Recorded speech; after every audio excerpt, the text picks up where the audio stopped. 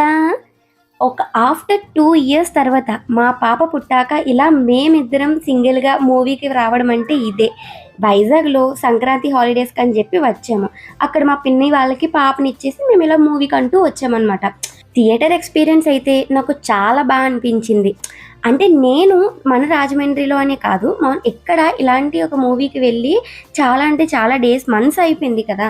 So, అందుకని చాలా enjoy చేశాను ఈ మూవీనైతే నేను. మూవీ గురించయితే నేను చెప్పట్లేదు గానీ, నేను ఒక వైఫ్‌కి కావాల్సింది తన హస్బెండ్‌తో ఒక క్వాలిటీ టైమ్. ఆ టైం నాకు ఈ డేస్‌లో చాలా జరిగింది. అంత బాగా దొరికిన తర్వాత నేను ఈ టైంని ఎలా మిస్ అవుతాను చెప్పండి. సో, ఏం చేశామంటే అలా మూవీకి ఎర్లీ మార్నింగే వచ్చేసాం. ఇక్కడ వైజాగ్‌లో ఎలా అంటే 8:00కే ఉంటుందనమాట మూవీ. 8:00కే వచ్చేసాం మేము. సో, వచ్చిన తర్వాత ఈ మూవీని నేనైతే ఈ ఇయర్ అస్సలు మర్చిపోలేను. ఇది బెస్ట్ మూమెంట్ నాకిది. ఎందుకంటే ఇంత మంచి క్వాలిటీ టైం నాకు దొరికింది కాబట్టి. ఈ నాకైతే మూవీ నచ్చింది. అలాగే ఈ టైం కూడా నచ్చింది.